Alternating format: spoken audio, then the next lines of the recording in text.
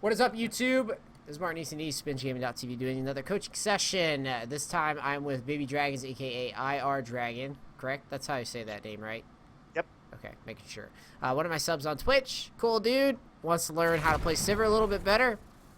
I'm on board. I actually just did a wall replay review today with him on A&E mid, but this is a little bit more in line with the role that he plays, and this is more targeted towards him and I actually having dialogue and trying to get him understanding how to trade, how to have a bigger impact coming out of lane phase as opposed to being a liability in lane phase. We're going to work on that. So I am not really worried about the Mord Leona thing. I mean, yeah, it can be a little annoying if they know how to use that lane, but what is this, gold, silver? This is silver one. Silver Yeah, two. I'm not fearing that at this level. You know what I mean? I mean, it is what it is. If you make dumb moves, yeah, they can kill you. But for the most part, if you just keep your distance, this shouldn't be too difficult. You have Alistar with you. Depending on how he plays, they should never really be able to get on top of you. Obviously, you're well aware by now the third auto and Mordekaiser is the deadly one. Yep. So be kind of count to 3 while you're playing. Leash is good, nothing weird there. Gonna skip ahead to the lane. So tell me about what you're trying to do here. I took my, I think it's the W, the ricochet, so I could just force him off as fast as I can, because I know they want to do a fast engage at level 2. Okay, good. Yeah, I was gonna say off the initial, you should be looking to shove the lane as fast as possible. I probably wouldn't even be attacking him. I would probably be focused more on denying the engage, like you said. So in this spot here, he can never really do any damage to you unless you let him, like there. But in general, I just want to see you getting this lane push ASAP. I don't want you, like right now, you notice how you're not really auto-attacking? That doesn't seem to be your focus, is what I'm saying. You see this? Mm-hmm. The whole time that you're in lane with this guy, they're gonna, like you said, they've both got the relic shield bullshit, so they're gonna look to kind of cheese you. I want you to basically just be autoing the whole time, and every time you auto him, notice that you're drawing aggro. You don't even want to do that. The focus is to get the lane pushed as fast as possible, get to level 2, and get to level 2 without taking too much harass. That should be your goal. So you're like getting zoned off here. Just for future reference, Leona level 1 is shit. As long as you're playing in the upward side of this lane, there really shouldn't be a problem with Leona. I mean, obviously, if your support's not even mirroring what you're doing, then yeah, you're gonna have to back down. But here, Alistar is in a fine spot, and you know he's gonna help you if they try to go nuts on you. I mean, he's probably not gonna just let you get wrecked. So what I would be looking to do is you've made some okay trades, but I would be focused more on getting this lane pushed because you don't want to just be getting pushed to your turret all day. The other note is, yeah, it's an Evelynn jungle. However, in general, Evelyns don't do this bottom lane like cheese gank, except with the exception of like ultra high elo, they might. But for the most part, you see how weak she is on her first clear. That's in general what you're gonna see a lot is like Evelyn's not gonna gank you early, so you don't ever have to really worry too much about that. You know, after Rek'Sai's around here, then you might have to worry. You have a question? It's just I was like worried about the flash from Leona into a Q with the W. I think it's the shield, the Mordekaiser thingy, the shield that he gets where he saps away my life. Yeah, well, I mean, you can be worried about that, but if she flashes, you just walk backwards, and he's just gonna fucking heal you. He's just gonna heal you. You're just gonna walk backwards. You know what I mean? Like, just walk backwards. Like, if she flash engage on you level 1, you will never die. Unless you just absolutely face tank the damage. You will not die. I can assure you. And you just are happy as shit. If she burns flash to try to engage you level 1, that's great. You just walk backwards and you just use a pot and then you just laugh. You're like, okay, cool. And then you just continue pushing. And then you know you don't have to worry about that. But you wouldn't even have to... Their level 1 is not that strong. It's only strong if you just sit and tank them. You know what I mean? Just walk backwards and just focus on getting this lane pushed as best you can.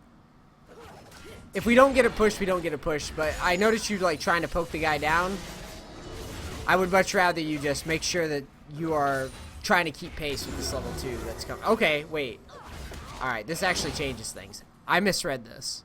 So she gave them, it looks like she gave them this camp or something here. I don't really know why he's level 2. I'm going to have to go back and look at this one. I think it's because of his passive, which he gets full experience, and they're just throwing experience to each other. Hold on. Even when I was present, Mordecai would gain experience towards level up from minions he kills. Well, okay. Then I'm changing the way that I view this lane, sir. All right. Let's review this. So you're not beating him to level 2. Then that's my bad. You're just gonna get bossed around, I suppose. I guess this is why people ban this fucker. Because I'm sitting here, I did not even know about that. Okay, so you're fine. I don't know if you knew that. Yeah, I knew he would beat me to level 2. Okay, then if you know that, then I'm an idiot, and then you're right. Play back and just wait. You can't outpush this, because, yeah, he's gonna spike level 2 then, what, here? On the fucking 7th minion? What the fuck? That's ridiculous. I'm sorry. So, yeah, they can actually cheese you here. This is, yeah, I guess you're right to be a little afraid. However, the only way that this really works for them is that they both, like, just go fucking nutso on you. I would be trying my best to just chill in lane and just hit the CS then.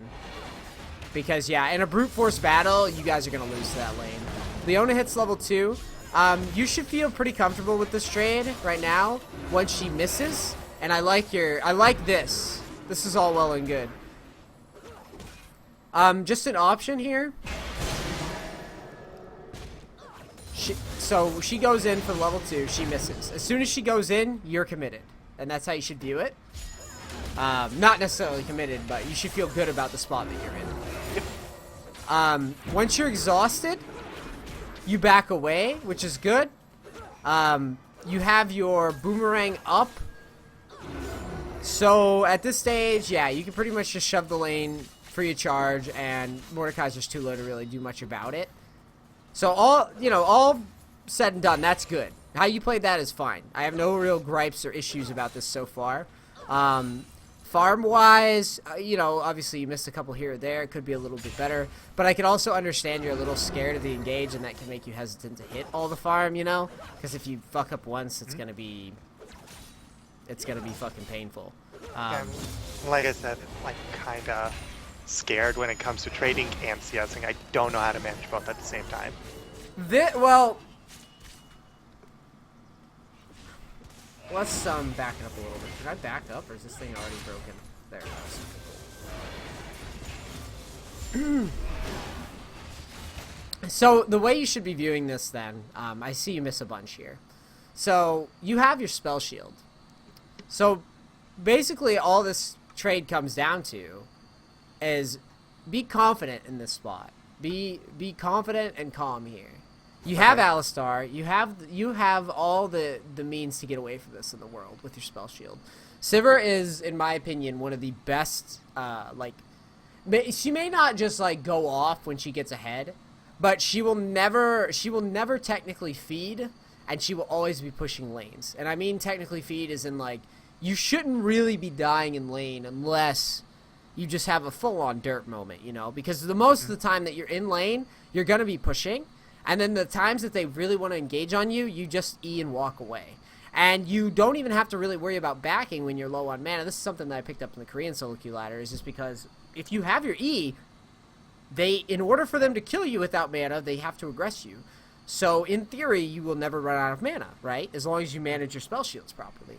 So when you're going for these last hits, this is what we talked about in the replay review today too, is basically just anticipate the reactions on these spots. So as you're going for farm here, all you really should be saying to yourself is, I just have to watch this animation as I last hit right now.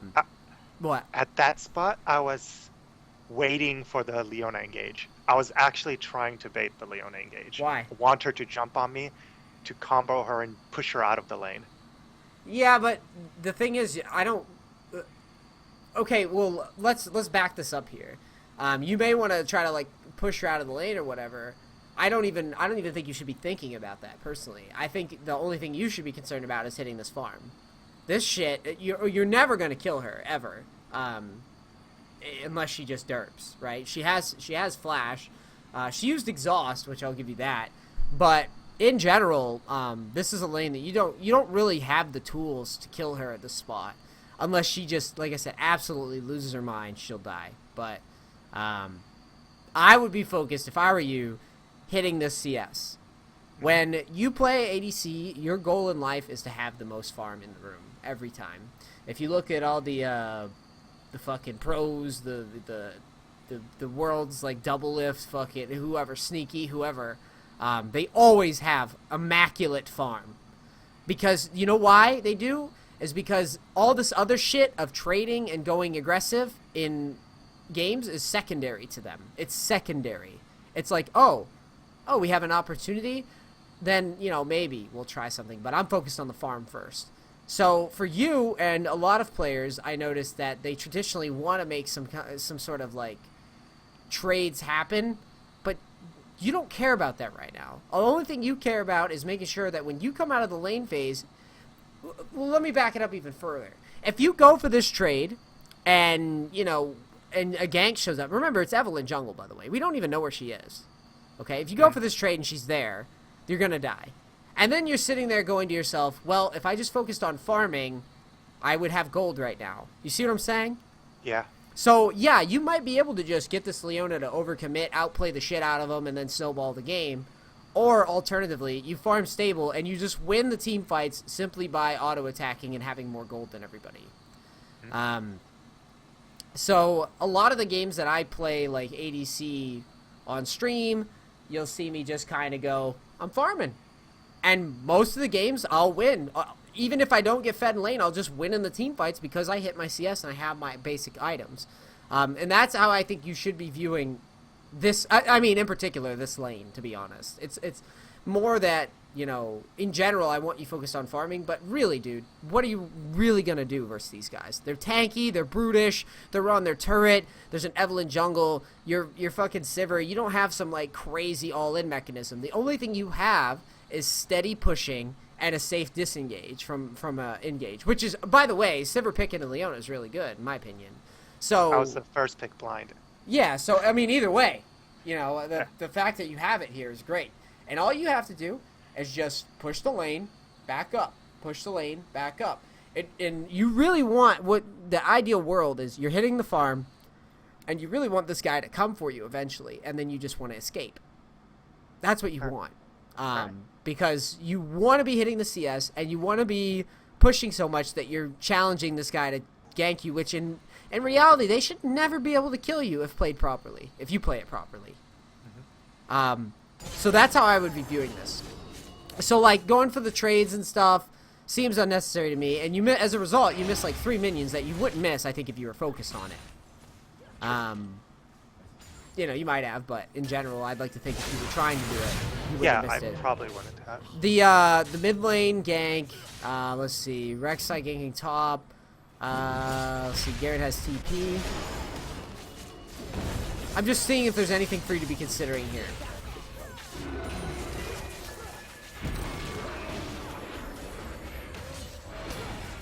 So your kiting here is good. I don't mind this.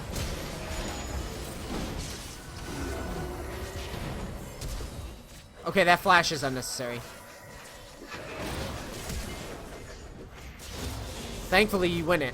Let me explain why it's not necessary. Alright.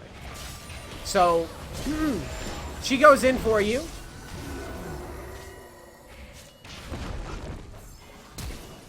And you flash to the front when they're knocked up. I mean, I'm not going to harp on the mechanic stuff too long. Your kiting was fine. I had no problem with this, how you played this, you know, mechanically. Except for this flash, it doesn't make sense to me. You pretty much had him checkbaited there. And then he actually almost trades with you because you waste the flash. You see this, right? Yeah. All I can really say about it is, in general, when you are running backwards or playing in your minions, you never really want to flash forward, if that makes sense. So this whole fight, the way that I viewed it, when I was like, you're kiting well, you're kiting in your minions. So as far as I'm concerned, you guys are going to win this trade so long as you keep stutter stepping back properly, which I think you do. And then you manage your summoner spell smartly. And in this particular instance, I don't think... It's good that it went your way. The only thing that scares me is that it could have gone the other way very easily. Just because of how you flashed there in the end. It looked a little sketch. But yeah, they overcommitted to you. They overcommitted to you, and you should have felt good about it up here when they just started going into your minions after you survived the engage, basically. Yep. That's where you should feel great about it. And the whole time, you just kite back, kite back, kite back. Don't flash forward until they flash away. All right. Okay?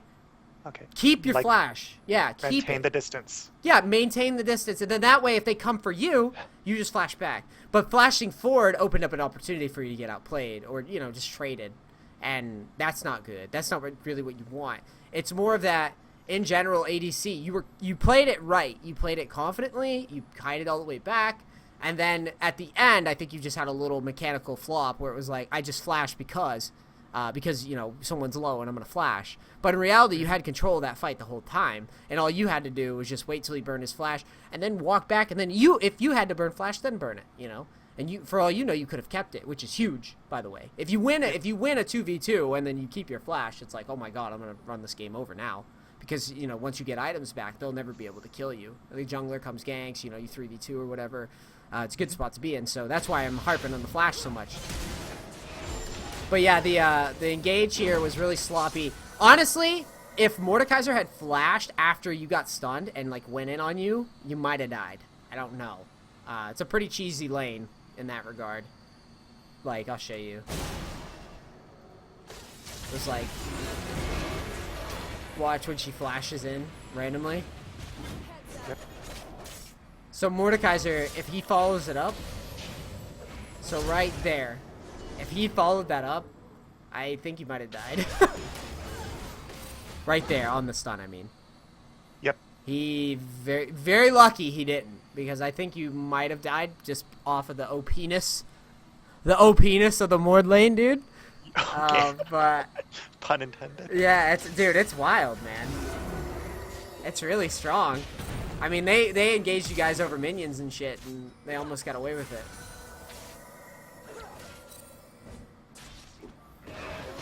You also popped your pot kind of late, which, I do that sometimes too. But as soon as the fight breaks out, you should just basically think, all right, use it all in your mind and try to remind yourself to throw a pot up. Might have made it a little bit cleaner. But regardless, win's good. What you should be thinking in your spot here is you should be trying to hit every single last hit because you want that. See, slow it down. I missed the canyon. Yeah, slow it down. The same tips that I give people with last hit. You have the stop key binded? Yes. To your side mouse button? No. My side mouse button is my trinket ward. Your trinket ward? Fuck that shit. Put the stop key there. Unless you have a button for stop key. No, I'd use the space bar, if anything. For stop? Yeah. Interesting. Okay, I guess that's fine. Basically, in this, just get the rhythm. Mm-hmm. Slow it down. When you're in these spots, after you win the fight, your only job, your only objective, because you're fine. I mean, I guess Evelyn could show up here. That's probably a little bit concerning, I suppose. But you have Spell Shield. I don't know if you have anything else, though. You don't have anything else. But you have Spell Shield.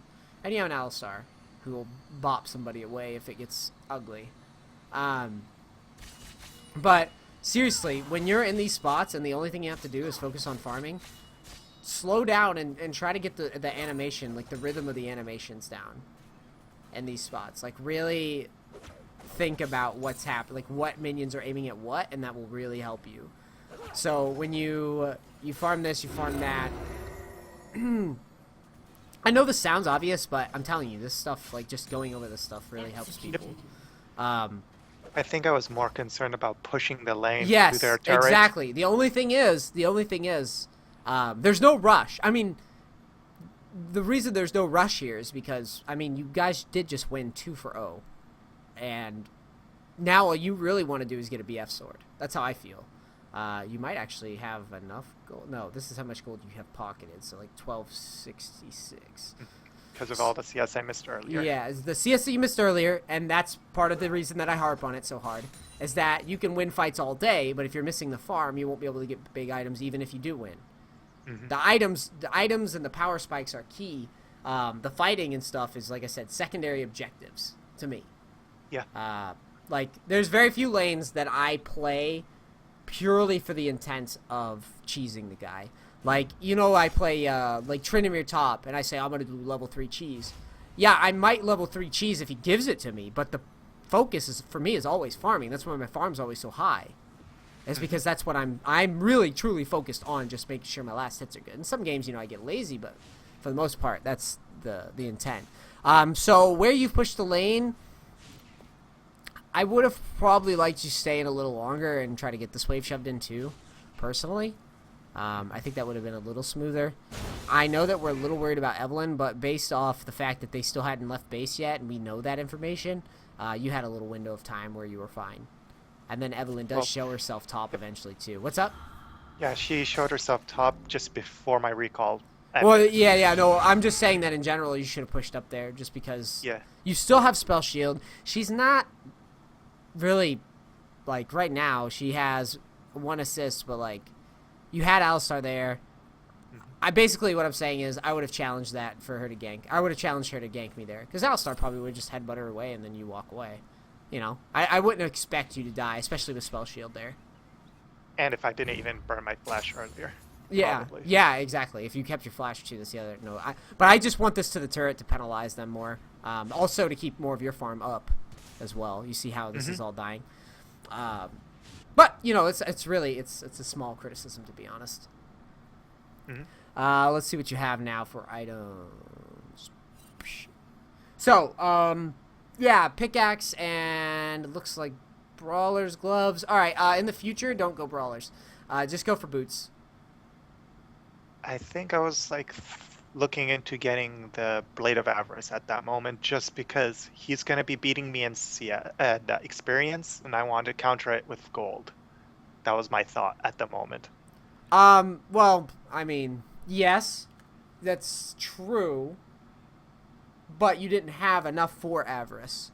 So in a vacuum, it's probably just better to go for the boots so that you can kite them a little bit better if they ever do get on top of you. Remember, it's Evelyn as well that you're going to be running from probably a lot. And, if they get, like, Miraculous and Silver Elo and start diving you, you're going to want the extra move speed. I would be okay with the Avarice buy if you could afford it flat. But going for this is it's a wasted stat, in my opinion. I think the move speed is way more beneficial for you. Yeah, but I agree. The XP lead is annoying, but you have to also consider that you're kind of offsetting the XP lead purely off the basis that you've won that 2-on-2. So I think you're about even. Yeah, you're ahead now. That's something to keep in mind. Boots also let you secure kills more too, and press up on people when you get them low. And if he doesn't have boots, you're gonna close that gap. See, he doesn't have boots right now. So in any spot where you're even and you're just running after him, you're going to be able to get that last auto. Okay, so this is perfect for you. The engage, late spell shield. That's just a spot in general. Again, try to think ahead. What's going to happen when I kill this guy? How's it going to look? It's just a mechanical thing. It's nothing to harp on for too long. You'll get better at spell shielding as Sivir as time goes on anyways. Here I'd be looking to dive. I'd be pinging it. Spam pinging it. I didn't. Alistar wanted the dive, and I didn't want the dive. Yeah, you want to dive there. 100% you want to dive there. Because of that. That's fine. That's fine. You would have been fine.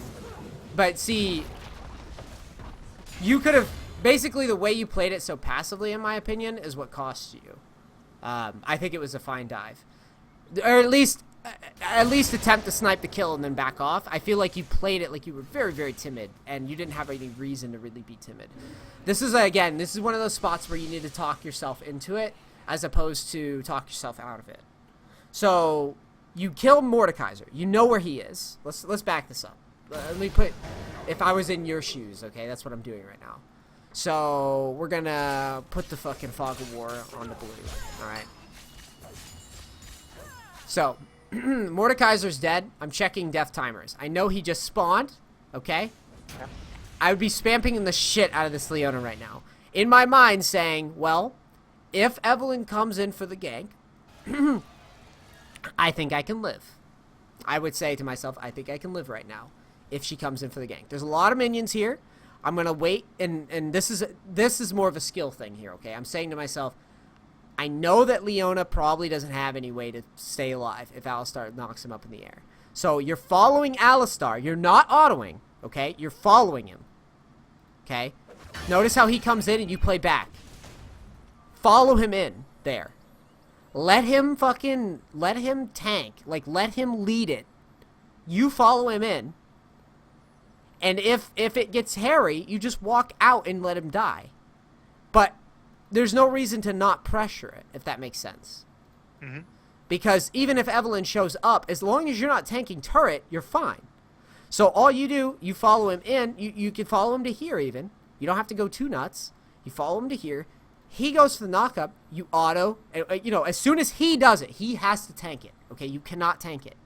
But as soon as he does his ability and you see the animation in him in the interaction, then you are gonna just Q auto and then fade away.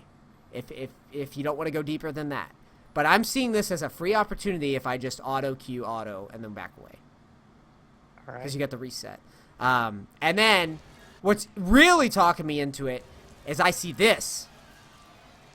And I go, oh, hell no. This guy doesn't get to stand here. You know what I mean? Yeah. Like, he doesn't get to sit there. So this, to me, is an opportunity missed. And then, add insult to injury, if Garen shows up, you're like, great, what a moron. Because you still have your spell shield.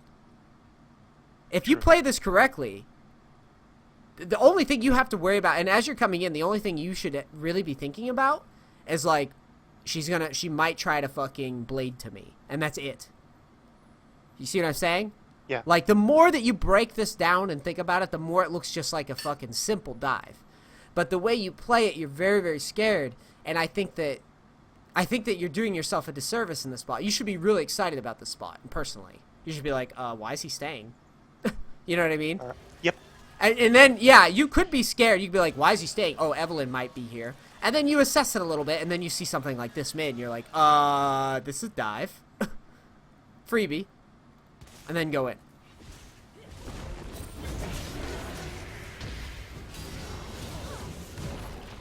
But he did the right thing. It seemed a little risky, but he's right to do it. And then obviously you don't get the kill, so he gets picked off because of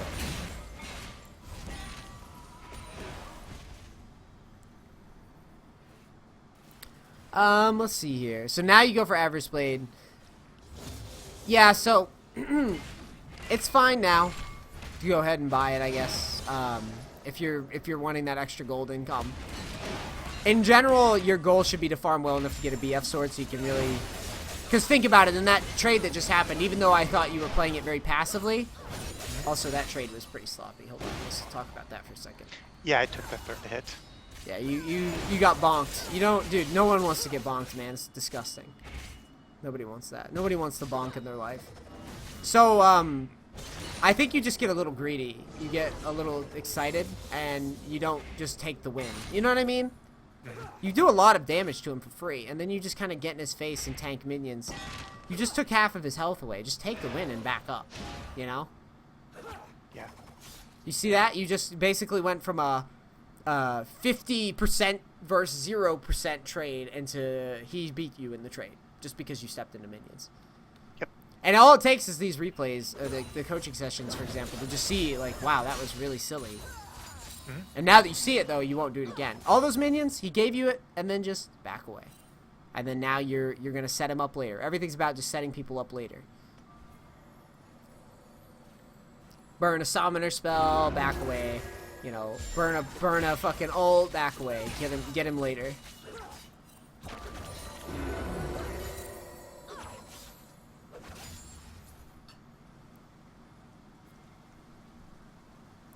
So you're looking at mid. You know, what I would probably be doing here is I would probably try to tell Alistar to roam.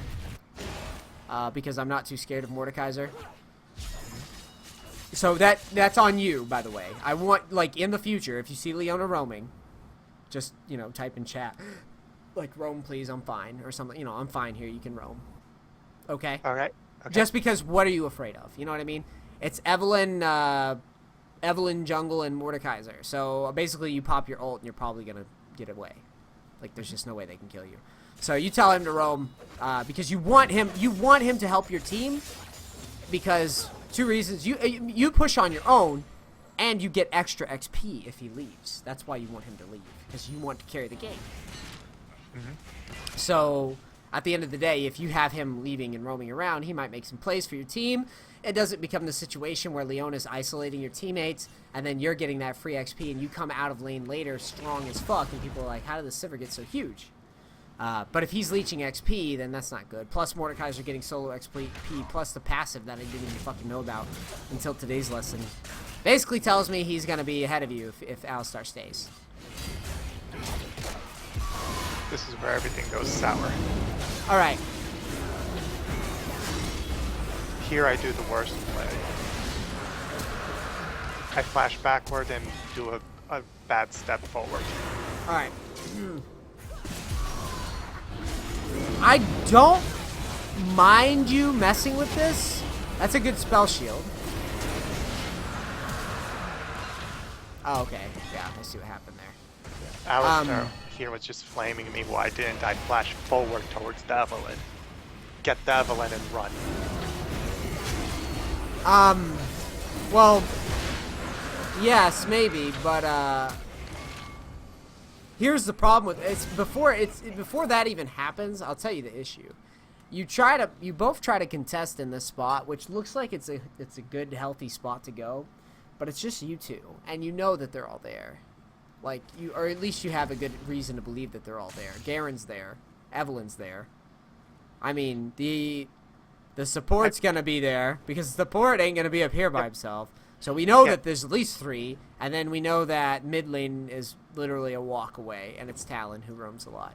So, personally, I think that, you know, maybe faking it was good, but committing yourself, I think, was bad. So you could have, we'll walk through it, and I'll show you some ideas that you could consider. Just remember where your teammates are, okay? Look, this is how I would view it. I'd be like, I can maybe mess with them, right? That is a fine consideration. You're like, they don't have a lot of CC, so I think I maybe can mess with them a little bit here. And then Rek'Sai's back, Lee Sin's out of position, Vladimir's mid, right? So we knowing that they're not there, we're basically going into this 2v5, which isn't terrible so long as we just take a quick little poke in and poke out. But what happens is you kind of get committed, and I'll show you what I mean here. So you go in with your ult, which I don't think is necessary. You don't have to lead with your ult. Okay. You understand why? I should have used it for escaping. Yes. What do you need to get to them fast for? What, you know what I mean? Like, what are you really going to do if you get there quickly? You know? I think I was tunnel vision on taking the dragon before Mord can actually take it. Okay. Well, we know where he was. He was down here. Yeah, he's in the bush right now. Yeah, so okay, so he's chilling here. Well, if you don't want him to have it, just poke. You don't have to commit yourself here. Just walk up and be like, what's up, bitch? If he wants to go for dragon, or just come up here and be like, what's up, bitch? What's up, bitch? Then you can ult away. You see what I'm saying? Mm-hmm. But ulting in commits. This is a spot where instead of committing yourself, you really just want to be doing a little poking and then getting out. And trying to buy your team time to maybe rotate. That's all. But when you commit yourself, you make a really bad spot that you could have avoided completely. Just by wait, like, hell, it would have been better to just sit here and watch than ult in and then die. You know what I mean? Yep. Like, that's like worst case scenario, really. However, if you go in, you could, when Mordekaiser rotates, you can ping him a little bit and then kite him, and then you have the pink ward, so you know they don't have vision here. So all you just playing this vision. Use this brush. So you come out, you poke, you poke, you poke. If they try to commit to you or leave dragon, they're going to take all that dragon damage. The goal is to, on objectives, remember, the goal, you're monitoring that health bar. You're remembering that as long as they're taking and fighting that dragon, they're taking damage. This is buying time for your team to come clean them up. But the worst case scenario is if you die and your team comes in after and they're just disengaging. You want to try to keep them around, but not really commit yourself. Just confuse. You have the objective damage. You have the Mord that you can pull. You can potentially pull their team to come and help the Mordekaiser, right? Mm-hmm. So you try to poke him off. If he goes back in, then you walk forward, maybe hit a couple autos, back away. It's just simply poking with the intent to leave. That's your goal here. If Alistar goes nuts and plays stupid, that's his prerogative. Okay? That's not yours. Right? Yours is simply poke, keep yourself alive, and get away. Poke, keep yourself alive, and get away. So when you ult in, notice, you commit. You don't simply just poke. You're not poking here. You're committing in. Garen's going in on you now. Mordekaiser's closing that space. But again, if we break it down to here, this could have been a very different scenario had we just... Obviously, we can't illustrate the difference. But imagine if we just walk up here, throw a couple autos, step back, auto this guy, you know, maybe E a fucking spell, step back, throw a Q over the wall, and then, you know, see if there's anybody low enough to ult after they're poked down more, or just walk away and go back to farming. There's nothing worse than these first dragon fights costing you your lead. You have a lead right now. So you should be taking this position very, very seriously. And I think your ult in tells me that you're not taking it as serious as you should be. Does that make sense? Yep. Because, like I said, I know you're excited, but you're like never going to steal this fucking thing. You know? You're never going to man mode in and queue at 2v5 and, like, get it. It's just a silly expectation. One, again, which is just better sitting in lane and farming if you're going to do that. Or attempt that. And by the way, as far as the focus itself goes, all you really want to do when you get in there and start poking is you just want to auto them. Just get them all low. Because, like I said, there's a chance that your team swings over and cleans it up. And the longer you stay alive and are poking, the better chance your team has of coming in. And like this Vlad here, for example, like he could show up. But yeah, the flash happens, whatever. You get bonked. Getting bonked isn't fun.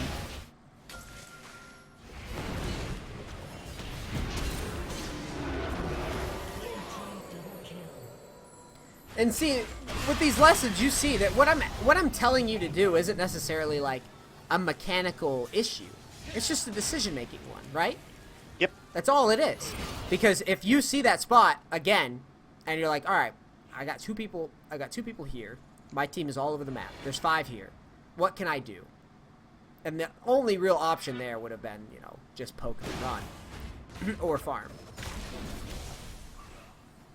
But I think now in the future you'll see that more of an opportunity to get them that passive, like that dragon damage that you can deal just off of autoing people and pulling them around dragon and then walking away is so scary for them. It gets them real weak and low and easy for a cleanup.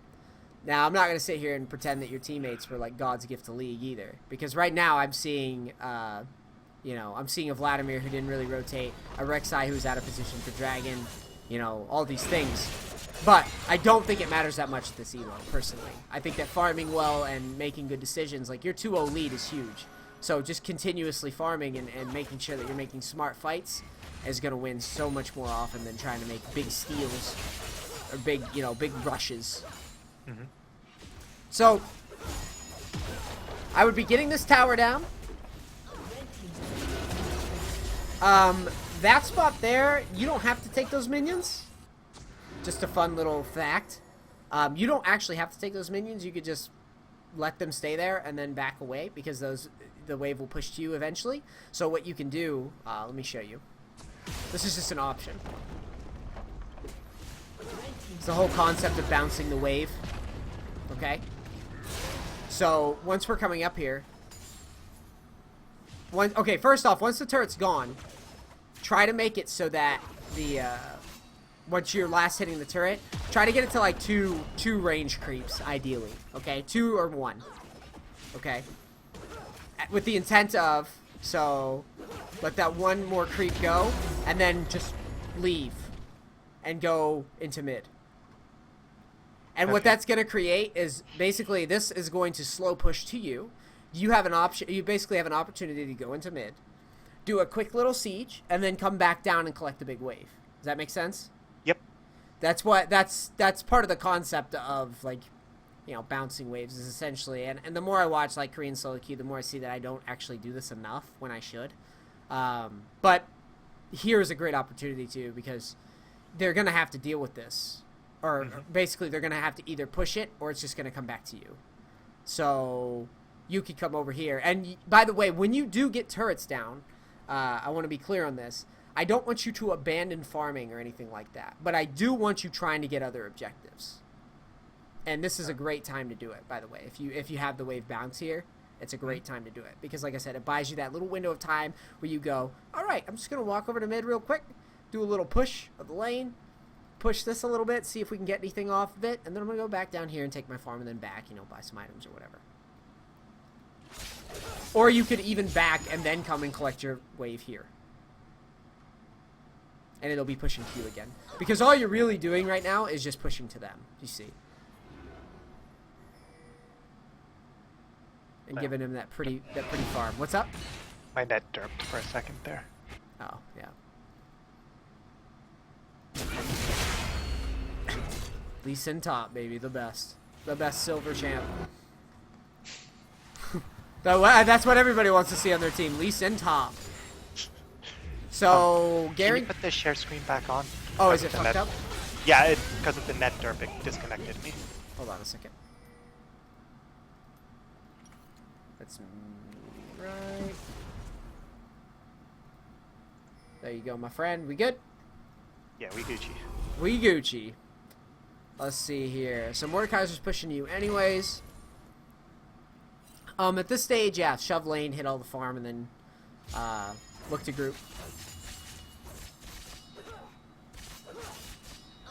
Don't get too excited about that, if I were you.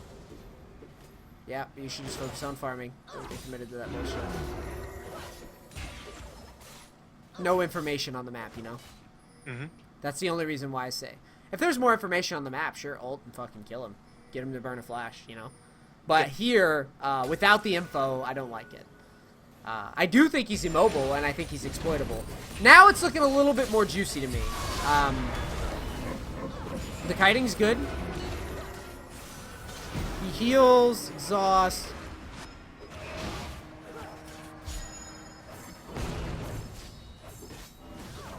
Yeah, you're good.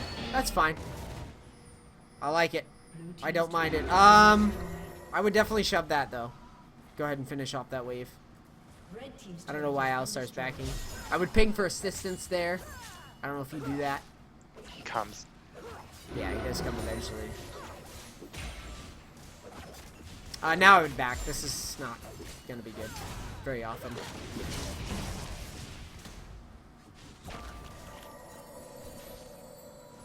Just because, you know, you're pretty low on mana. You don't have an ult. It's a long lane without an ult. The Evelyn gank is a possibility. I spell shielded the Zenith Blade at that moment there. Yeah, that was good. I'm just saying, yeah, that was a good time to back away because, in general, after you've gotten the kill and, you know, you've pushed the lane, that's plenty. That's a big win. Now you want to buy items because you had a lot of gold bank, too. I probably would focus on finishing IE before even going near the Berserker Greaves, personally. I wouldn't get in the habit of completing that. I think it just delays your item a little too much. All right. In general, the ideal situation is you want, you know, boots, i.e. building towards like Static Shiv or Phantom Dance or something like that. That's traditionally what the ADs... That's what's hot right now, dude. So even if I'm like, I get killed or recall back and I don't have enough to get a BF sword, but I have enough to upgrade Greaves, keep the gold and don't buy anything, just probably wards and potions and go back? I don't like, like I said, I don't like buying Greaves. I mean, that's honestly a part of you not managing when you're backing either, though. Because by this point... when I died at Dragon. That's when I got the Greaves. Well, then, yeah, that goes back to what I was saying with the Dragon engage was bad. You know what I mean? Like, if we're in that spot, we've made a mistake.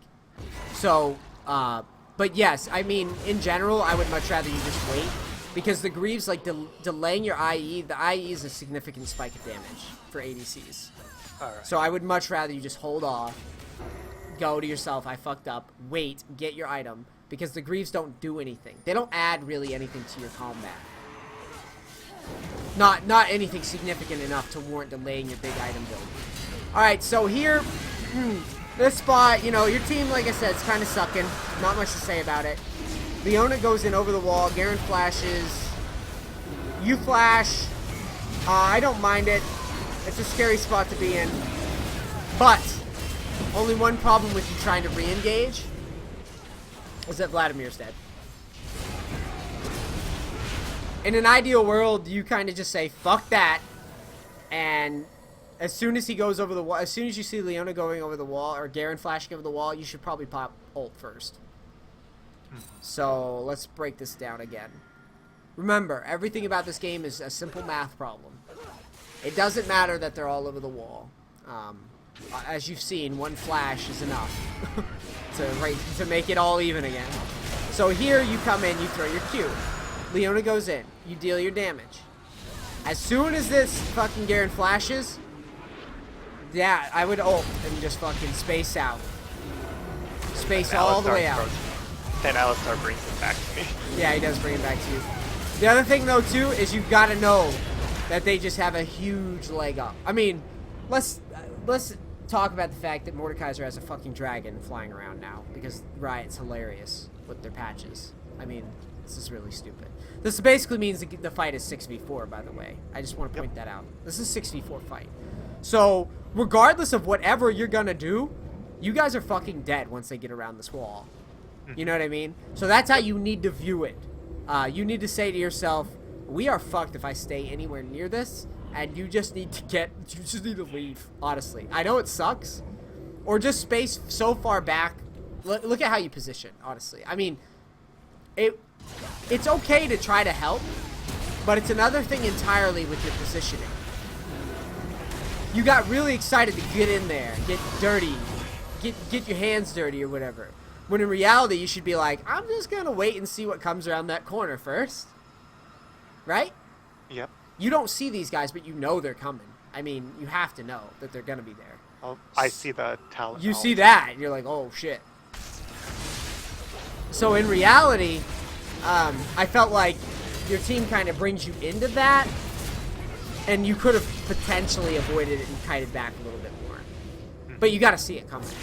And I know it sucks just leaving your team there, but as an ADC, you really do want to a lot of the time. Also, Sivir doesn't really have escapes once you don't have, you know, your flash, your heal, your ult, or whatever. That shit's all in cooldown. So you really want to space far away. It's fine. Trust me on this one. It's fine to fucking bait your team to the end of time as an ADC. It's fine. So long as you're doing it within reason. And there, it's a clear 4v6. So just space out and then use your boomerang. That's it. You stand here and you're just like, I just want to see what's coming around that corner first. And you're trying to position too. The other thing about where I'm telling you to be is you're trying to position here because you know that it's 4v6 now that we're going over this anyways. So you want to be standing around here for the reason that you want to see these people burn some shit first, and you don't have flash and heal, and you're just trying to make the best out of a shitty situation. The best being, I can throw a Q, I can throw a Q at you, and I can just wait here. That's all you can do, because going anywhere near this death ball is death. You're dead. And that's how you need to view it. You need to see it. Fuck these guys. They don't see it. They'll yell at you all the time. Dude, I can make an account right now, play Sivir, and play this way that I'm telling you, and I will get flamed all the time. But I guarantee you I will come back later and win the fucking game because of it. And that's how you need to see it. The other reason is positionally, we're trying to balance this guy out. If we can keep them, like, chasing us, sort of, there's a chance that Vlad shows up and gets something done later. But I know it's tough to think about all this stuff on the fly, but really the decision is made back here. They have the death ball comp, and Vladimir's gone, and they have a Leona. And you know that Leona likes to go in, dude. Just likes to go nutso. So you could see this probably coming a little bit in advance. But yeah, enough on that spot.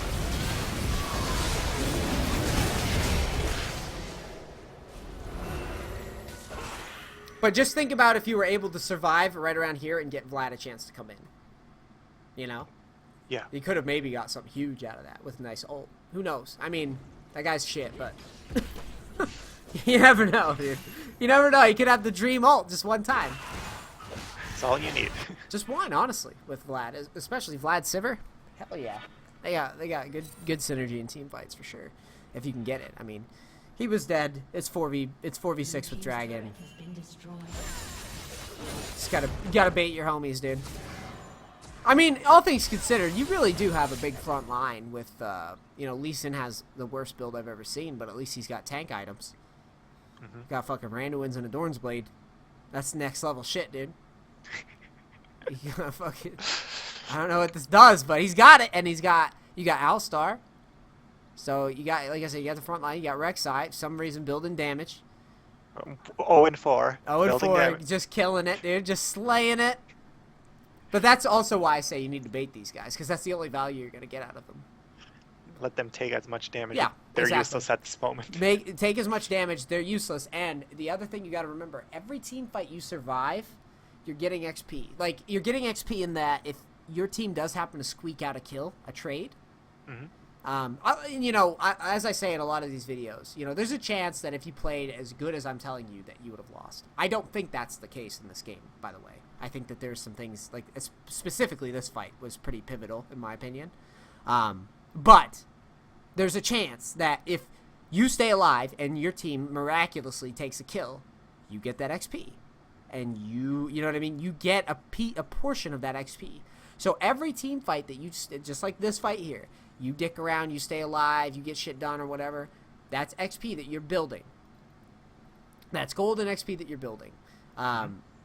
If you stay calm, cool, and collected, these guys, all 9 of the other people in this room, unless there's like a smurf on the other team or something, they're literally just going to mindlessly bump their heads into each other and trade XP and gold. That's what you are trying to avoid. That's what I'm trying to get you to understand. Is I'm trying to get you to see beyond the level that they're seeing. I'm trying to get you to see the fights before they're happening and how to basically manage that that XP lead. So here, you know, this guy goes in. You kind of commit a little bit. I think you still have your ult, so you're in a good spot. This was okay positionally. It was okay. It wasn't incredible, but it was all right. So, you get in here. I'm going to back it up even more. I see the TP and I run. You see the TP and you run, which is the correct thing to do. You run to the back line, which is the correct thing to do. Vladimir's here. You should know that Vladimir's ult is gone. You see Evelyn. She's not looking at you, so go ahead and keep autoing until she does. You have no spell shield. I would be considering ulting right now. Because the fight's gone. The fight's happening. I didn't notice the Talon. You didn't notice the Talon, you said? I didn't. Yeah. When he came in, I did not notice. I was on the fight, focused on what I'm seeing in front of me, and then all of a sudden I pop up. That's actually, I'll give you the benefit of the doubt here. That's pretty tough to do. It's tough. It comes with experience. You should pretty much know what he's thinking once you've played enough. And basically it's that, you know, if anybody gets low, he's gonna be back. That's how you should view it. He's not just gonna leave it. He's just not gonna leave the fight. He's an assassin. Basically, remember that assassins are always looking for an excuse to come in and snipe a kill. So, just because he leaves, don't forget that he can reappear. Now, the fight breaks out. This is more in line with what I want to see from you. Talon tries to get on top of you. And, you know, you step a little clunky mechanically, but it's fine. You get out, you kite backwards, and then Lee tries to save you. For some reason, Leona doesn't get knocked up, which is bullshit. And then, looks like you might be able to survive, which would be pretty dope. The ult was definitely late. That move speed would have helped your team a lot. I mean, it might not have helped your team in terms of the outcome, but there's a chance, you know. As soon as the fight breaks out, you pretty much just want to drop the ult. once you realize it's on. Once we're in the thick of it, dude. Yep. Let's see, gold. Alright, so you got about 200 gold. One thing you can consider in the future is, if you have 400 laying around, drop a red pot. Basically, you understand what red pot does?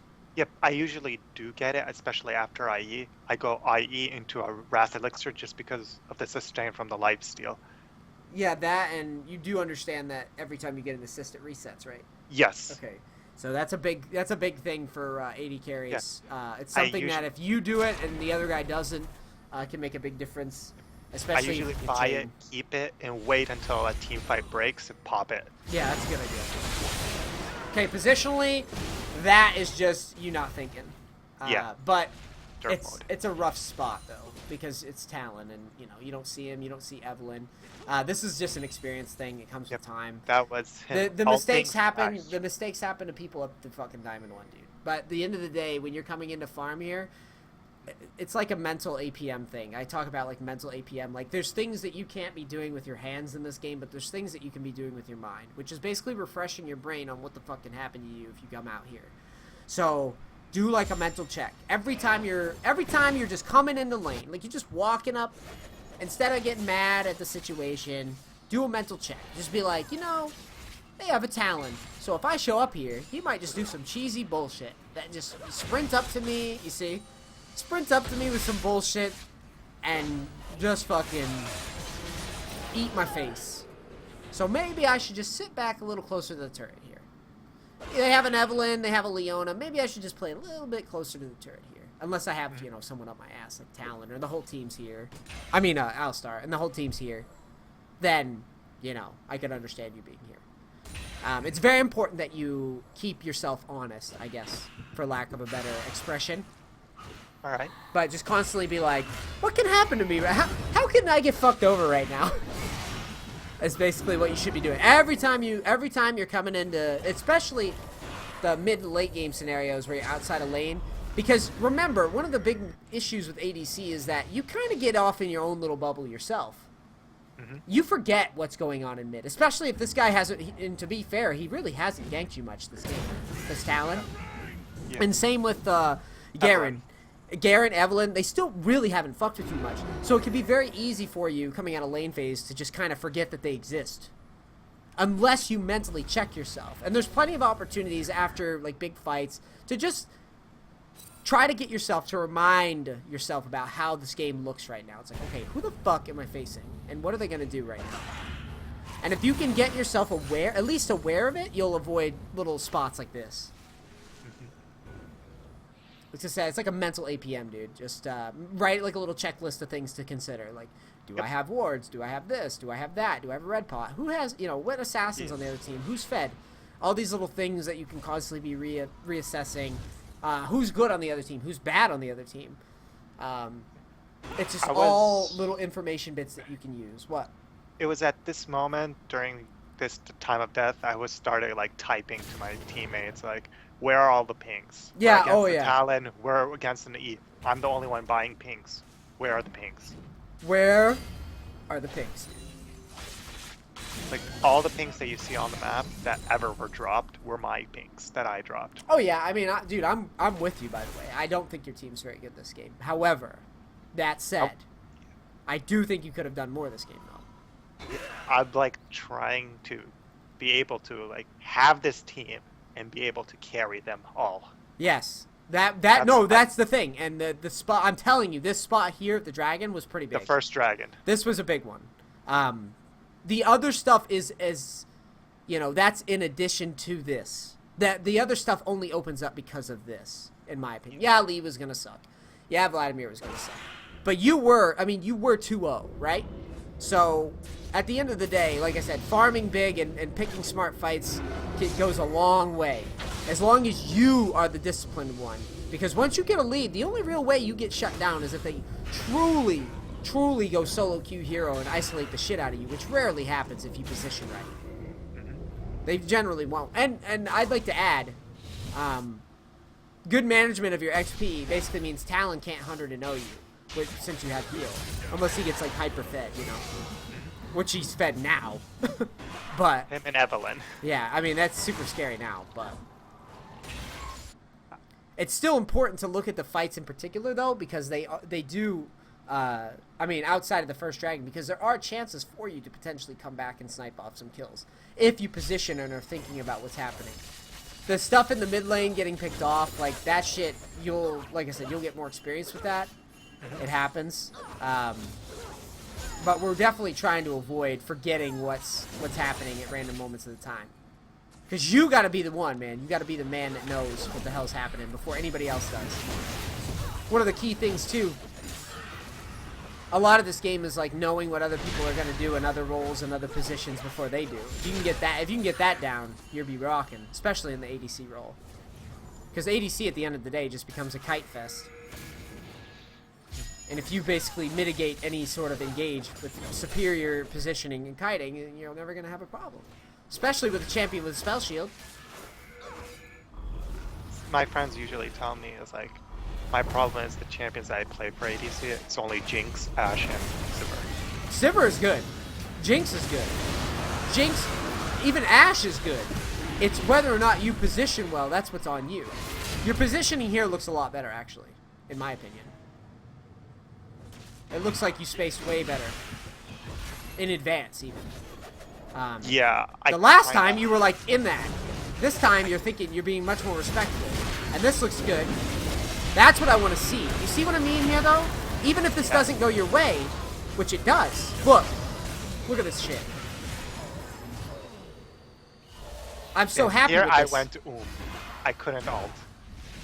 Yeah, it's fine. And there's where I ult and Garen just still gets away. Yeah, he's too fast, dude.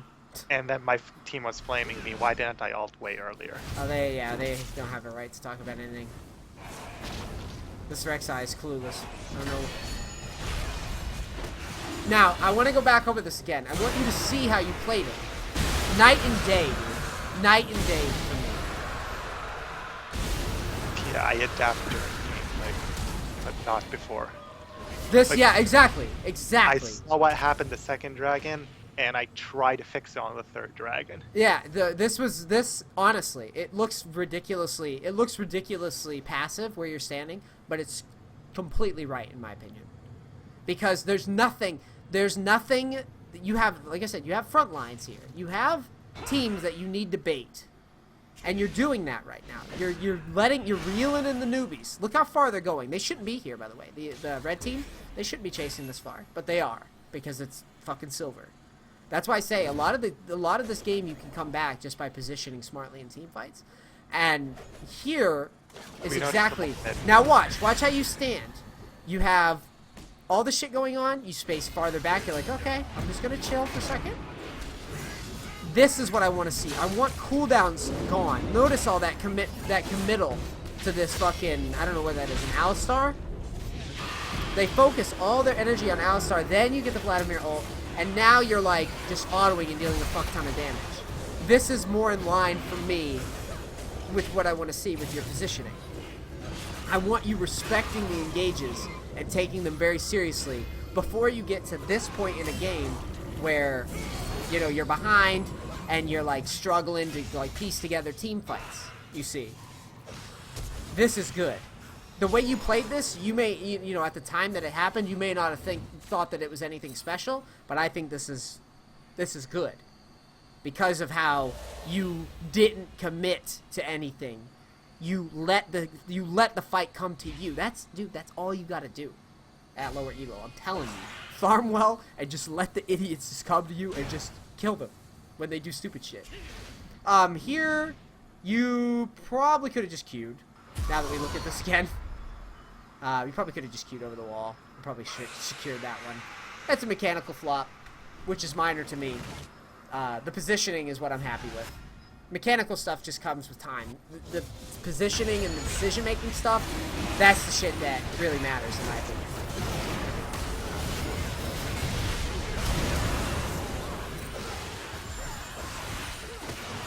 Alright, so next item. Home guards right away. I don't like that on ADCs as much, by the way. Are you there? Yep. Okay, just making sure you didn't like disconnect or anything. Yep. Don't do home guards on ADCs as much. I don't mind you upgrading the boots. I would rather you had finished probably like a Static Shiv or Phantom Dancer first before you consider it. And in this particular game, I think you're going to kind of need Last Whisper eventually. Well, I don't know. If you don't... well, yeah, you're probably going to need Last Whisper because Garen's bullshit.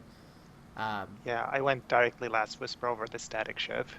Just because Evelyn and Garen are getting too big. Yeah, I probably would have... like I said, I probably would have skipped the home guards and then finished Static Shiv first. And then go into Last Whisper. Mainly because, you know... Yeah, you need to shred tanks, quote-unquote, but at the same time, like... There is technically only one armor item on their team that you really should be concerned about, which is Dead Man's Plate. Other than that, I mean, you need the damage for their team. And the attack speed is really nice. And it's extra move speed, by the way. Yep. But that's fine. These things you'll change. Just like I said, don't avoid home guards. If you're going to upgrade the boots, upgrade them later. And upgrade them to Alacrity, probably. Alacrity or the other. Fourier? Yeah, the one that when you attack, it's like a phase. Yeah, I'm personally partial to Alacrity. It's a little bit more stable. Okay. Stable move speed, which I think is a little bit better. But that's a preference thing. I think you should go one or the other, though. But just avoid. In general, you want to avoid home guard on ADCs because the concept. The reason I do home guards a lot on a lot of utility champs is because they're utility. Which means as long as I'm in position to hit a fucking stun or something important, that's going to allow my team to clean that shit up. Which is why I normally will go for home guards and shit like that on a lot of, primarily like TF, Morgana, shit like that. Yep. In general, you want to avoid doing that. And I used to do it on Tryndamere sometimes, but generally with Tryndamere, it's more of like, I'm just buying home guards so I can sprint into this fight like a fucking idiot. You know what I mean? And suicide into the fight, basically. Yeah, or TP in. Yeah, TP in and sprint in like a fucking idiot. Like, those are the times. But in general, getting home guards on your ADC right away is just kind of sloppy, only because it delays your item builds. And again, items are the biggest thing for you. In this spot here, you should be turning your ass around. That's fucking long gone. Don't try to save noobs.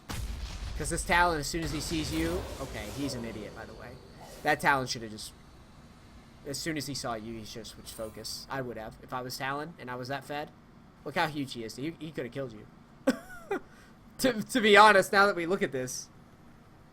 He could have just said, fuck you, buddy, and just went on you. I'm surprised he didn't. Wow, you did a lot of damage to him, though.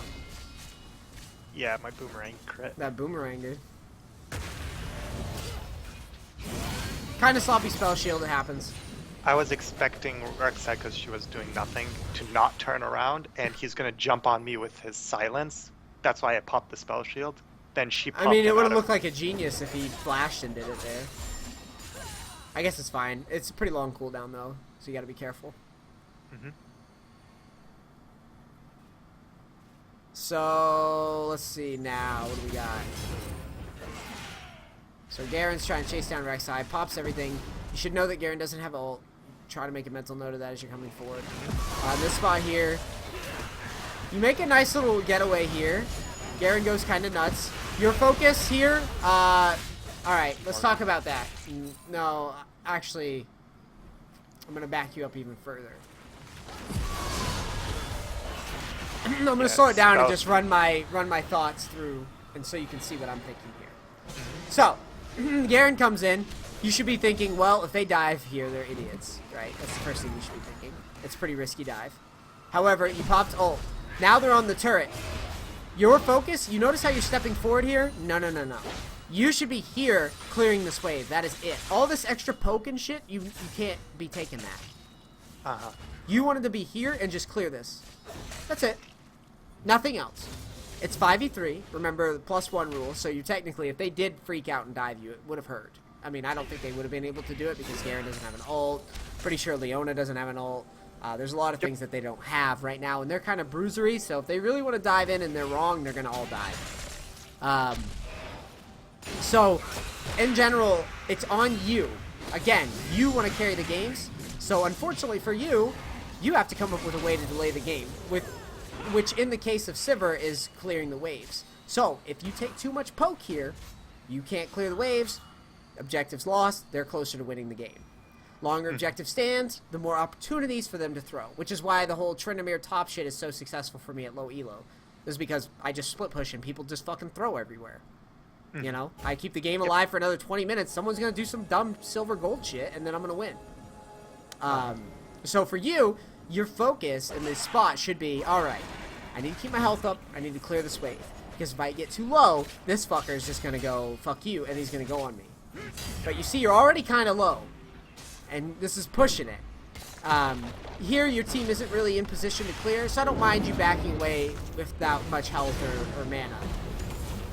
Also, no spell shield, so your positioning is fine. Alistar's doing a good job, though, of being disruptive, which is what you want. So, Vladimir ults. You're doing the right thing. I still like your position. I have no problem with your position right now. Team might want you to suicide in there, but it's fine. There's nothing you can do here. Not without any cooldowns or anything.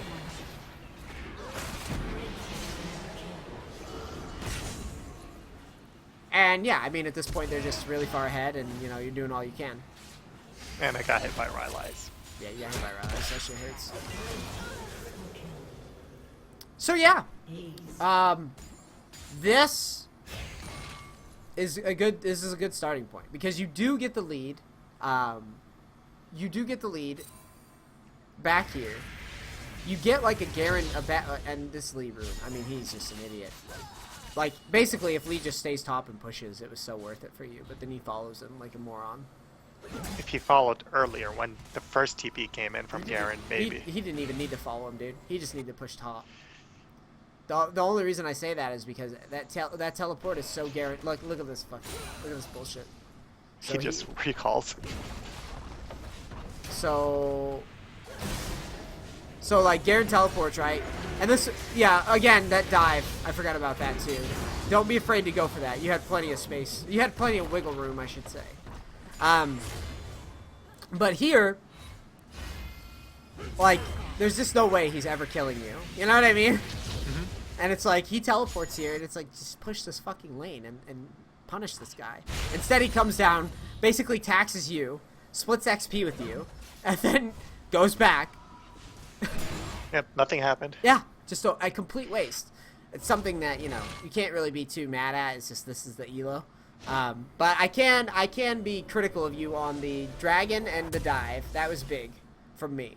The dragon being bigger, obviously. The dive is, you know, it doesn't have to happen as long as you run.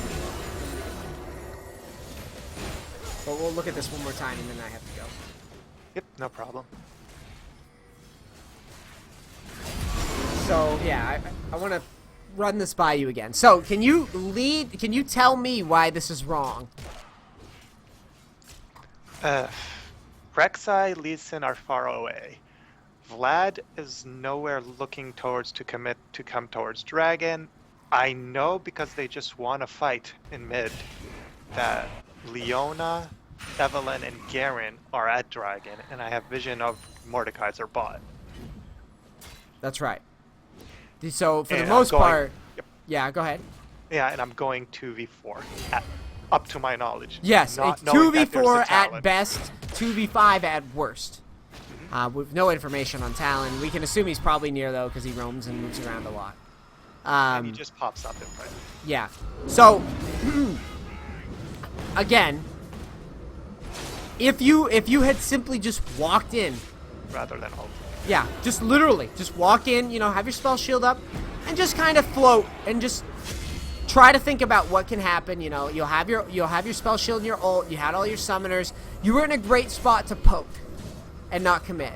The other alternative option, aside from just poking and dancing around here, is you could have also tried to cut this guy off if you wanted to deny the dragon, which is a fine option too, by the way. Because poking him, remember, just going over with Alistar and just being like, fuck you, Mordekaiser, you know, that would have been a good option because that might have pulled people away from dragon and would have dealt more damage. Remember, anytime that you get them to chase you around and not focus on that objective, you are dealing damage. That is basically free damage that you deal. You can't pay for that damage. You know what I mean? Like that is some of the best free damage in the game. Yep. So I just smacked my mic because I was getting so into my point.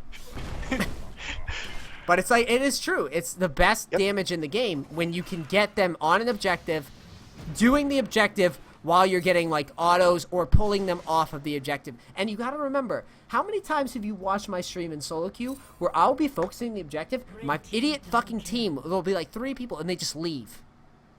Yeah. You've probably seen that happen to me, right? A lot. Yeah.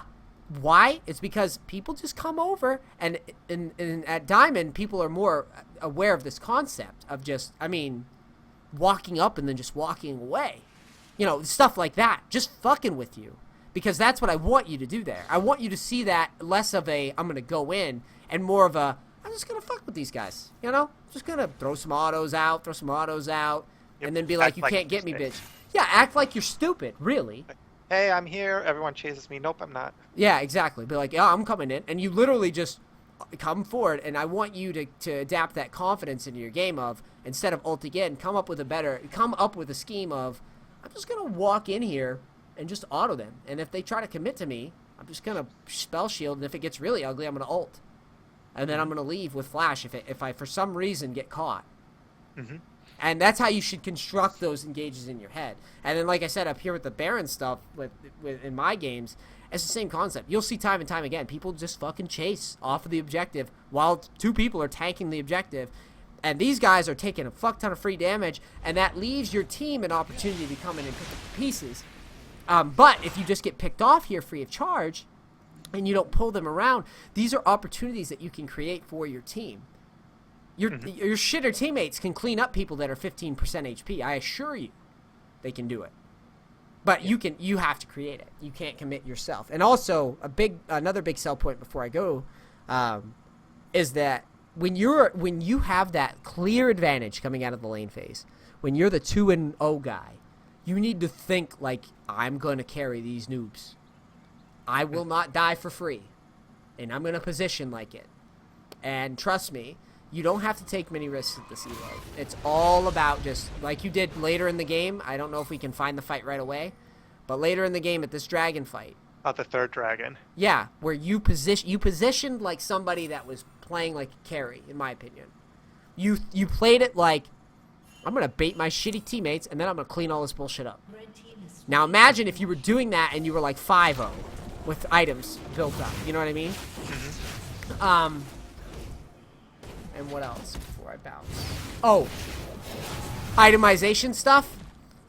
Like I said, don't just skip Avarice Blade. If you can't afford it flat, just go for boots. It's better with pickaxe.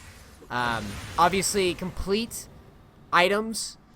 Save gold to complete items, and then, like I said, if you make better decisions here, elixir. If you make better decisions here and these spots, you won't be in a situation where you're like, shit, I have like 1,200 gold. I can't finish shit.